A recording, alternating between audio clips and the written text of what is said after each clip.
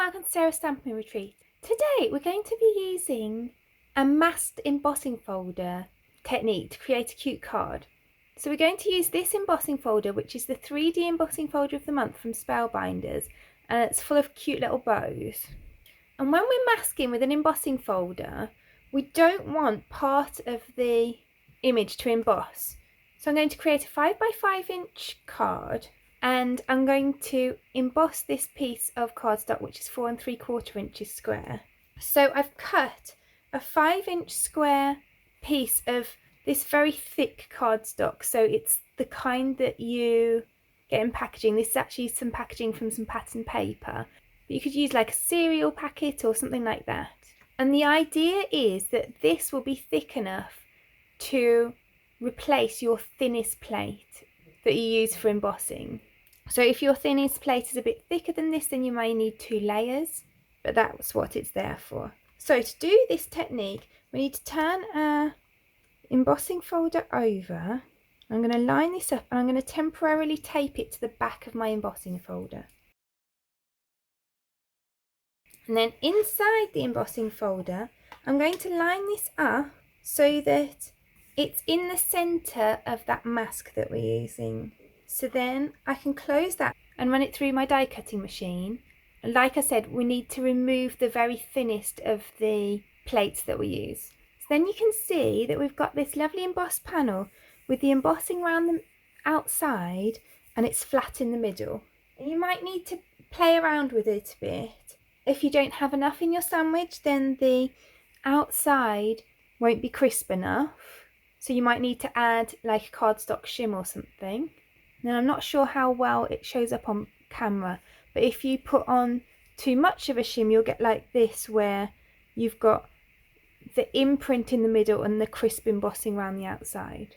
The other thing that you can do with this technique is, if you use this bit that you've cut out of the middle of that mask, you could add that to the back of your embossing folder instead, and then it would just emboss the circle and not the frame. So you might want that in some circumstances. So then I'm going to use this cute chick die. This one is actually the free gift that comes with this month's deluxe caboodle.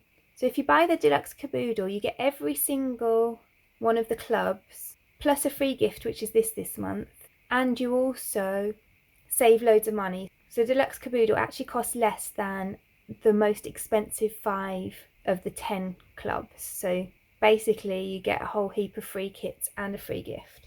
But obviously if you're not doing that, you can use whatever's in your collection. So this one's really simple to make up. So I just add on his little bee. It's such a cute little thing. I'm going to add on some cheeks. I'm going to add on this little belly. And I'm going to add on the legs behind. And then I've also just used the stamp set of the month, which is this really cute spring stamp set with the bunnies and the chicks, and you've got some florals. And I've just used this flower here, and I've cut and coloured 4 of them, and then I've die cut them with the coordinating dies.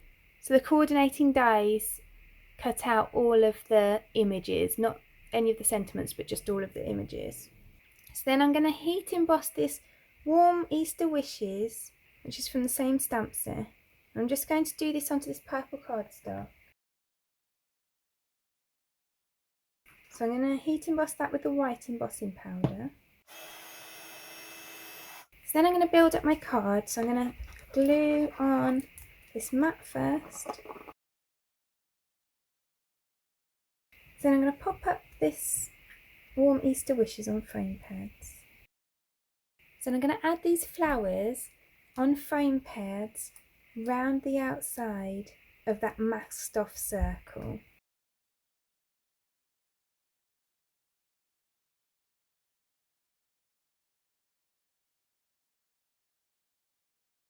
And then I'll pop up my little chick.